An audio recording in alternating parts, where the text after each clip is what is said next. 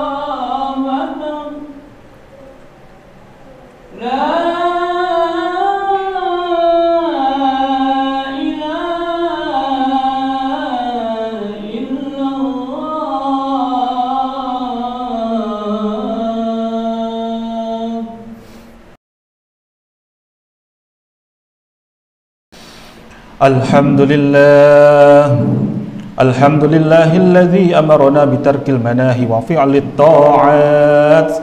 Asyhadu an la ilaha illallah wahdahu la syarika lah wa asyhadu anna Muhammadan abduhu wa rasuluh ad-da'i biqaulihi wa fi'lihi ila ar-rasyad. Allahumma salli wa sallim ala sayyidina Muhammad wa ala alihi wa ashabihi al-hadina lis-sawabi wa ala at-tabi'ina lahum bi ihsanin ila yaumil ma'ab.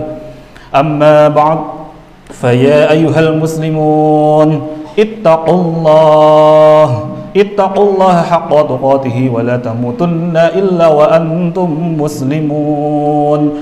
Faqad qala Allah ta'ala fi kitabihil karim. A'udzu billahi minasy syaithanir rajim. Bismillahirrahmanirrahim. Ya ayyuhalladzina amanu in tattaqullaha yaj'al lakum furqanan wa yukaffir 'ankum sayyi'atikum wa yaghfir lakum wallahu dzul fadlil 'azim. Shadaqallahul 'azim. Hadirin jamaah sidang Jumat Masjid Al-Amin Kalibuta Randusari Prambanan yang senantiasa dimuliakan dan dibahagiakan oleh Allah Subhanahu wa taala. Di setiap Jumat tiada hentinya kembali khotib mengingatkan, khususnya pada diri khotib serta kepada seluruh jamaah yang hadir. Marilah senantiasa kita tingkatkan ketakwaan kita. Kita senantiasa amalkan apa saja yang menjadi perintah untuk kita dari Allah Subhanahu wa taala, dan senantiasa kita jauhi, kita tinggalkan segala larangan dari Allah Subhanahu wa taala. Karena hanya dengan jalan ketaatan kita lah, dengan jalan ketakwaan kita lah sejatinya Allah akan hadirkan berbagai solusi, jalan terang atas setiap persoalan kehidupan kita. Sebagaimana Allah Subhanahu wa taala berfirman dalam Quran surah At-Talaq ayat 2 sampai dengan 3. Wa may yattaqillaha yaj'al lahu makhraja wa yarzuqhu min haitsu la yahtasib. Wa may yatawakkal 'alallahi fahuwa hasbuh. Barang siapa yang senantiasa taat kepada Allah, barang siapa yang senantiasa bertakwa kepada Allah, Allah akan hadirkan solusi jalan terang atas setiap persoalan yang sedang kita hadapi, dan Allah akan berikan rezeki dari arah yang tidak disangka-sangka, insyaallah. Dan bukan hanya sampai di situ saja, Allah masih lanjutkan. Wa may yatawakkal 'alallahi fahuwa hasbuh. Dan barang siapa senantiasa bertawakal kepada Allah, niscaya Allah akan cukupi segala kebutuhan kita, insyaallah. Hadirin jamaah sidang Jumat yang dimuliakan dan dibahagiakan oleh Allah Subhanahu wa taala. Mungkin detik ini, saat ini masih ada yang senantiasa menghadapi berbagai ujian persoalan kehidupan yang terasa tidak ringan di hati kita. Maka mari sejenak coba kita resapi, kita hayati penuh mendalam. Adakah yang sekiranya saat ini, detik ini masih belum mudah untuk merasakan nikmatnya beribadah kepada Allah, dengan asbab masih banyaknya fokus kita, kehidupan kita untuk memikirkan berbagai angsuran, cicilan, hutang, piutang, dan lain sebagainya. Mungkin ada yang saat ini masih dihadirkan ujian persoalan terkait dengan belum terijabahnya hajat-hajat kita. Mungkin ada yang saat ini terus bermunajat kepada Allah, ingin dikaruniai keturunan, tapi belum juga, tak kunjung dihadirkan. Atau pula mungkin ada yang detik ini, saat ini sudah berusaha luar biasa, bercocok tanam, tani, nanam sesuatu, tapi selalu tidak mudah, tidak bisa maksimal dalam hasil panennya. Atau mungkin kita sedang punya usaha, tapi usaha ini hasilnya masih begitu-begitu saja. Maka inilah pentingnya kita pada hari ini dalam rangkaian ibadah sholat Jumat ini. Dalam khutbah ini kita mengambil tema menggapai solusi, menggapai kemudahan dari Allah Subhanahu wa taala atas segala persoalan kehidupan kita. Maka muncullah pertanyaan di benak kita, bagaimana caranya agar kita dimudahkan oleh Allah Subhanahu wa taala, bisa terselesaikan, dihadirkan kemudahan atas segala persoalan kehidupan kita saat ini, detik ini. Mohon izin khotib mengambil satu riwayat seorang masyayikh yang sangat masyhur di era tabi'in. Beliau masyhur dikenal dengan namanya Syekh Hasan Al-Basri. Beliau ini lahirnya dari Madinah.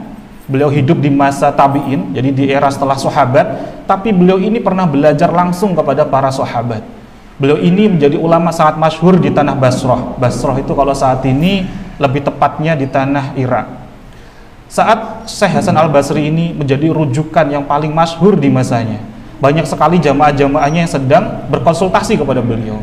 Hingga datanglah seorang jamaah yang hadir bertanya kepada beliau, "Ya Syekh, saya ini sudah memiliki usaha bertahun-tahun, tapi selalu tidak pernah berhasil. Bahkan hutang saya itu banyak sekali. Apa yang harus saya lakukan, Syekh?" Kemudian Syekh Hasan Al-Basri ini menjawab, "Istighfarlah, insyaallah." Kemudian Selepas itu muncul lagi, hadir kembali, ada jamaah yang lain yang datang. Ya Syekh, saya ini sudah berumah tangga bertahun-tahun, tapi belum dikaruniai keturunan. Apa yang harus saya lakukan? Maka Syekh Hasan Al-Basri ini pun kembali menjawab, istighfarlah. Pada kesempatan yang lain, ada lagi jamaah yang hadir, mendekat kepada Syekh Hasan Al-Basri. Ya Syekh, saya ini sudah berkali-kali bercocok tanam, saya ini sudah berkali-kali nandur, tapi tidak pernah bisa panen dengan maksimal. Hasilnya itu tidak bisa kita nikmatin. Apa yang harus saya lakukan? Kemudian Syekh Hasan Al-Basri pun kembali menjawab, istighfarlah. Seakan-akan apapun persoalan, ternyata kembalinya adalah apa? Kembali dengan mohon ampun kepada Allah Subhanahu wa Ta'ala. Sehingga ada salah satu santri beliau, santri khidmat yang senantiasa menyertai Syekh Hasan Al-Basri ini, bertanya kepada gurunya, ya Syekh, mengapa betapa banyak persoalan berbeda-beda tapi solusinya hanya satu, yakni senantiasa mohon ampun kepada Allah, mendekat kepada Allah. Maka Syekh Hasan Al-Basri ini kemudian menjawab, wahai muridku, wahai santriku, sesungguhnya jawaban itu bukan dari lisanku, jawaban itu bukan dari akal pikiranku, tapi jawaban itu adalah dari firman Allah, dari Al-Quranul Karim, Quran surah Nuh ayat 10 sampai dengan 12. A'udzu billahi minasy syaithanir rajim. Bismillahirrahmanirrahim. Faqultu astaghfiru rabbakum innahu kana ghaffara yursilis samaa'a 'alaikum midrara. Faqultu astaghfiru rabbakum innahu kana ghaffara. Maka aku katakan kepada, ya Masya Allah, mereka, mohonlah ampun kepada Tuhanmu, sesungguhnya Dia Maha Pengampun. Apa hubungannya? Saat punya berbagai hajat, punya persoalan, kok malah justru dimintai untuk mohon ampun kepada Allah? Ayat lanjutannya tadi, yursilis sama'alikum midrara. Maka Dia, maksudnya adalah Allah, akan menurunkan kepada kita hujan yang sangat lebat. Maka kalau saat ini merasakan kok tidak hujan-hujan, ya, kok sangat kering, maka banyak-banyaklah melalui dari firman Allah ini untuk senantiasa kita perbanyak untuk mohon ampun kepada Allah. Kenapa kok disebutkan pula sebagai hujan lebat? Padahal tadi persoalannya banyak sekali disebutkan. Maka di ayat lanjutan ini, Quran surah Nuh ayat yang ke-12, wa yumditkum bi amwalin, dan kami akan memperbanyak untukmu harta-harta. Maka tadi yang punya persoalan tentang hutang piutang tadi, Allah akan mudahkan dengan wasilah untuk senantiasa mendekat mohon ampun kepada Allah Subhanahu wa Ta'ala. Dan lanjutan dari ayat ini, wabanin, kami akan memperbanyak untukmu anak-anak. Tadi masih ada pula yang tadi sedang ya bermunajat, belum pula dikaruniai keturunan, ternyata wasilahnya adalah senantiasa dengan mohon ampun kepada Allah. Dan ayat lanjutannya disebutkan lagi, setelah wa yubdikum bi amwalin wa banin wa yaj'al lakum jannat wa yaj'al lakum anhar, dan kami akan memperbanyak untukmu kebun-kebun yang di dalamnya sudah diairi oleh sungai-sungai. Maknanya apa? Dari ayat ini, usaha kita, bisnis kita, tanaman-tanaman kita, Allah yang akan menyuburkannya. Allah mengairi dengan aliran yang bukan hanya sekedar di dalam nalar kita. Maka inilah sejatinya Allah hadirkan jaminan berbagai kemudahan dengan wasilah kita senantiasa mendekat kepadanya. Dan mohon ampun ini bukan hanya sekedar amalan sederhana, tapi inilah sejatinya amalan di mana kita memposisikan diri kita sungguh-sungguh menjadi hamba sebenar-benar hambanya. Karena perbedaan makhluk dengan Khalik, perbedaan yang diciptakan dengan yang menciptakan adalah yang diciptakan senantiasa meminta kepada yang menciptakan. Dengan kita senantiasa meminta ampun, mohon ampun kepada Allah, disinilah derajat seorang hamba itu sungguh-sungguh sangat dekat dengan Allah Subhanahu wa Ta'ala. Sampai-sampai baginda Nabi SAW pernah bersabda dalam hadis riwayat Ibnu Majah, Imam Ahmad, semuanya redaksinya sama. Barang siapa yang senantiasa melazimkan, mendawamkan kalimat istighfar, mohon ampun kepada Allah, Allah akan berikan kegembiraan dari kesedihannya. Allah akan berikan jalan terang dari kegelapan. Allah akan berikan kelapangan dari kesempitan. Dan Allah akan berikan rezeki dari arah yang tidak disangka-sangka. Kalau ternyata solusi semuanya, Allah hadirkan kita, digembirakan lagi oleh Allah dari kesedihan kita. Allah semakin lapangkan kita dari kesempitan kita. Allah semakin guyurkan nikmat kepada kita, rezeki. Rezeki bukan hanya tentang nominal, tapi rezeki juga termasuk kesehatan kita, termasuk pula rezeki ini juga tentang keharmonisan rumah tangga kita. Anak-anak kita yang taat, anak-anak yang soleh ini juga rezeki. Ternyata kalau selama ini kita didik anak-anak kita kok nggak mudah untuk nurut, maka banyak-banyaklah kita untuk mohon ampun kepada Allah. Tapi seringkali ironisnya kita lebih nggak iman dengan ayat ini, dengan hadis-hadis ini. Maka mari di hari Jumat ini kembali khatib mengingatkan khususnya kepada diri khatib sendiri serta kepada seluruh jamaah yang hadir, marilah senantiasa kita mendekat kepada Allah, kembalikan sepenuhnya kepada Allah dengan senantiasa kita mohon ampun kepada Allah Subhanahu wa taala. Hadirin jamaah sidang Jumat yang dimuliakan dan dibahagiakan oleh Allah Subhanahu wa taala. Agar diri kita semakin dihadirkan kemudahan, agar diri kita semakin dihadirkan solusi jalan keluar atas setiap persoalan kehidupan kita, mari sejenak kita pula muhasabah dalam diri kita. Sudahkah selama ini kita ini amanah dalam menjaga titipan-titipannya Allah? Jika detik ini, saat ini kita mulai menyadari ketika Allah titipkan mata kepada kita, mata ini adalah bukan milik kita. Mata yang melekat dalam diri kita ini ternyata adalah titipan dari Allah, milik Allah. Buktinya titipan apa? Pasti suatu saat kita akan dimintai pertanggungjawaban oleh Allah di hari penghisaban. Maka bagaimana kita menggunakan titipan dari Allah ini? Mata yang ada dalam diri kita ini sudah banyak kita gunakan untuk apa? Telinga yang Allah titipkan kepada kita, sudah banyakkah kita mendengar informasi-informasi, berita-berita yang baik-baik, atau justru sebaliknya? Atas lisan yang Allah titipkan kepada kita, sudahkah kita amanah menjaga lisan ini? Karena betapa banyak pun amal soleh kita, kalau kita tidak bisa menjaga lisan, ternyata saat nanti di hari penghisaban kita tidak punya amal sedikit pun. Dalam kitab Adabul Mufrad yang ditulis oleh Imam Bukhari, diriwayatkan bahwa Rasulullah SAW ketika didekati oleh para sahabatnya, sahabat ini bertanya kepada baginda Nabi SAW, "Ya Rasulullah, bagaimana jika ada seorang fulanah," artinya ini seorang wanita, tidak disebutkan namanya, "bagaimana jika ada seorang fulanah, dia itu rajin sholat malam, rajin berpuasa, banyak bersedekah," artinya apa? Amalan-amalannya banyak sekali, tapi dia masih sering kali menyakiti hati tetangganya dengan asbab lisannya. Ini hati-hati sebenarnya. Rasulullah SAW kemudian menjawab, ahli nar. Artinya apa? Ibarat ember, ibarat pahala itu seperti air. Kita sudah mencari air sebanyak-banyaknya, kita bawa ember untuk kita bawa pulang, tapi ternyata sampai rumah airnya tidak ada sama sekali. Ternyata di ember itu ada lubangnya. Maka inilah lisan kita.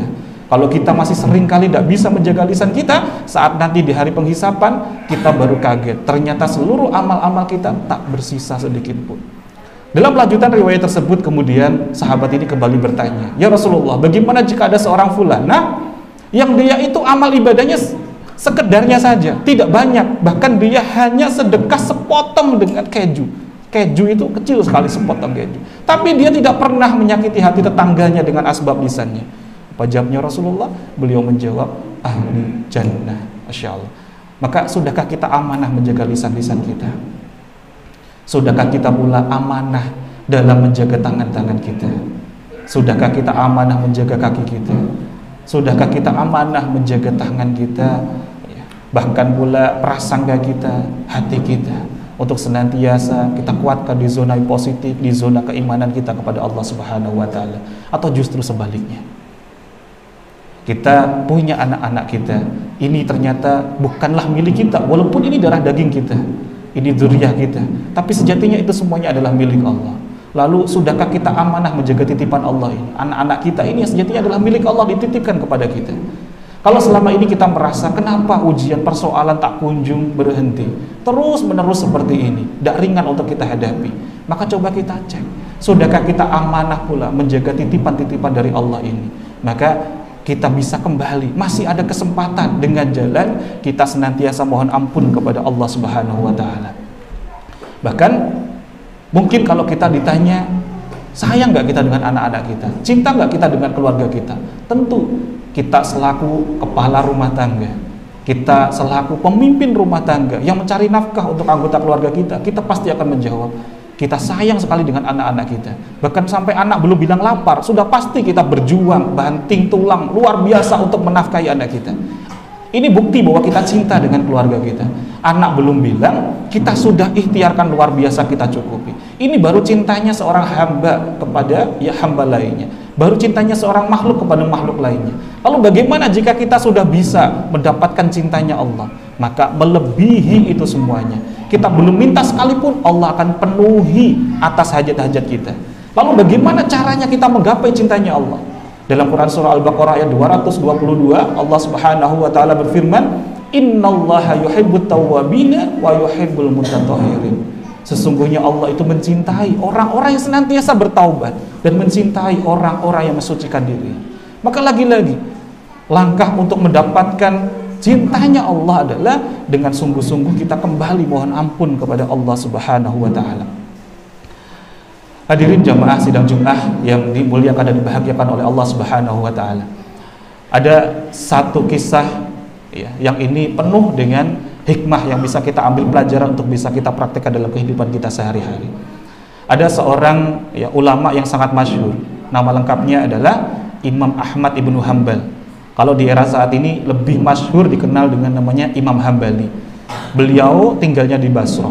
Pada suatu ketika beliau ini terpisah dari rombongannya sehingga beliau itu harus nyasar, harus tersesat sampai di Baghdad, di Irak. Saat itu kondisinya sudah malam hari, maka beliau karena terpisah dari rombongan ingin istirahat selepas jamaah sholat isya di sebuah masjid. Tapi ternyata oleh marbot masjidnya, imam ini diusir karena di zaman dulu tidak ada media sosial, tidak ada foto. Seorang ulama ini sangat tawadhu, tidak mau menyebutkan dirinya seorang ulama yang sangat masyhur. Kenapa? Karena Imam Ahmad Ibnu Hanbal itu lebih hafalnya itu lebih dari 1 juta hadis. Bayangin, kita hadis 10 saja belum tentu hafal, tapi Imam Ahmad Ibnu Hanbal lebih dari 1 juta hadis. Kitabnya masyhur banyak sekali di mana-mana. Imam Ahmad Ibnu Hanbal tawadhu, tidak mau menyebutkan beliau itu seorang ulama, hingga akhirnya oleh marbot ini diusir, tidak boleh tidur di masjid. Masya Allah. Saking rame-ramenya di depan masjid, datanglah seorang penjual roti. Penjual roti yang baru pulang dari jualannya mendengar, ini ada apa kok rame-rame? Ternyata ada seorang musafir yang tersesat, tidak bisa pulang, pengen istirahat. Maka sebagaimana adatnya warga sini, sebagaimana adatnya kampung sini, kalau ada orang yang membutuhkan pertolongan, ya kita tolong. Maka penjual roti ini menolong Imam Ahmad Ibnu Hanbal dengan menawarkan diri, tinggallah sejenak malam ini menginap di rumahku saja. Maka ketika Imam Ahmad Ibnu Hanbal ini tidur di rumahnya penjual roti ini, saat di dini hari tidak bisa tidur.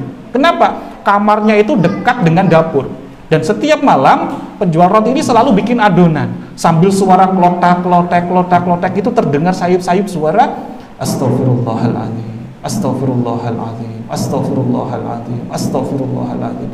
Penasaran Imam Ahmad Ibnu Hanbal ini sampai ditunggu sebelum sholat subuh. Hendak mau sholat sunnah 2 rakaat, ketemu pas mau ngambil wudhu, ketemu dengan yang punya rumah, ditanyain, wahai fulan, sesungguhnya aku tadi mendengar engkau itu selalu mendawamkan, melazimkan kalimat istighfar. Sudah berapa lama kamu mengamalkan ini? Beliau menjawab yang punya rumah, saya sudah mengamalkan ini sejak pertama kali saya mulai jualan roti. Dan ini sudah saya lakukan lebih dari 20 tahun.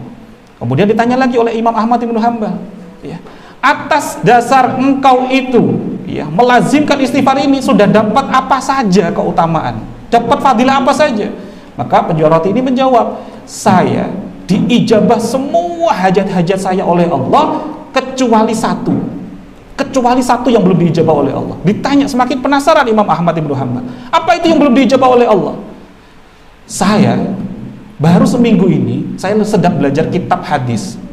Penulis kitabnya namanya Imam Ahmad Ibnu Hanbal. Saya ingin sekali berjumpa dengan Imam Ahmad Ibnu Hanbal. Sampai detik ini saya belum diijabah oleh Allah. Masya Allah. Kemudian Imam Ahmad Ibnu Hanbal langsung memeluk penjual roti ini. Masya Allah. Kenapa saya harus terpisah dari rombongan? Kenapa saya harus didorong-dorong, diusir dari masjid? Ternyata itu adalah asbab mustajabnya doamu. Inilah aku, Imam Ahmad Ibnu Hanbal yang kau doakan, yang kau inginkan berjumpa. Inilah aku, langsung dipeluk sambil menangis. Masya Allah. Artinya apa? Dari penjual roti tadi, saat dia 20 tahun melazimkan, mengamalkan kalimat istighfar ini, tidak ada satupun hajatnya yang tidak diijabah oleh Allah. Dan yang terakhir, istighfar ini Bapak-bapak, sejatinya istighfar ini juga dapat mencegah dari hadirnya bala. mencegah dari hadirnya musibah, sebagaimana firman Allah dalam Quran surah Al-Anfal ayat 33. A'udzu billahi minasyaitonir rajim. Wa ma kana Allahu liyu'adzibahum wa anta fihim wa ma kana Allahu mu'adzibahum wa hum yastaghfirun. Dan Allah sekali-kali tidak akan mengadab mereka sedang kamu berada di antara mereka, dan tidaklah pula Allah akan mengadab mereka sedang mereka meminta ampun. Dari firman Allah ini, Ibnu Katsir ya, menafsirkan dari ayat ini, beliau menjelaskan dulu di zaman hadirnya Rasulullah Shallallahu Alaihi Wasallam ya, ayat ini ya diterjemahkan begini, dan Allah sekali-kali tidak akan mengadab mereka sedang kamu berada di antara mereka. Artinya apa? Allah tidak akan mengadab orang-orang yang masih ada Rasulullah di sekitarnya. Tapi ayat lanjutannya, dan tidaklah pula Allah akan mengadab mereka sedang mereka meminta ampun. Nah, selepas Rasulullah wafat, mereka tidak punya tameng lagi. Maka tameng yang mereka adalah apa? Senantiasa mohon ampun kepada Allah. Jadi tidaklah pula Allah akan mengadab mereka sedang mereka meminta ampun. Tameng dari bala hadirnya apa? Kita tidak akan diazab oleh Allah selama kita masih terus sadar untuk kembali minta ampun kepada Allah Subhanahu wa taala. Hadirin jamaah sidang Jumat yang dimuliakan dan dibahagiakan oleh Allah Subhanahu wa taala, sesungguhnya persoalan hidup kita yang mungkin terasa berat itu tidaklah berat yang sesungguhnya. Jika detik ini, saat ini kita masih merasakan ujian kehidupan dari Allah Subhanahu wa taala itu terasa berat, artinya hanya sujud kita saja yang terlalu singkat. Artinya kitanya yang belum senantiasa memperbanyak untuk mendekat kepada Allah Subhanahu wa taala. Sebagaimana makalahnya Ibnu Qayyim Al-Jauziyah, beliau berpesan, seandainya dadamu itu dipenuhi banyak sekali hajat, sementara kau memiliki waktu hanya sedikit, maka isilah waktumu itu dengan mohon ampun kepada Allah. Sebab jika Allah sudah mengampunimu, sudah pasti Allah akan mencukupi kebutuhanmu tanpa engkau memintanya sekalipun. Barakallahu li wa lakum fil Qur'anil azim wa nafa'ani wa iyyakum bima fihi minal ayati wa dzikril hakim wa taqabbalallahu minni wa minkum tilawatahu innahu huwas samiul alim. Aqulu qawli hadza wa astaghfirullahal azim li wa lakum wa lisairil muslimina wal muslimat fastaghfiruhu innahu huwal ghafurur rahim.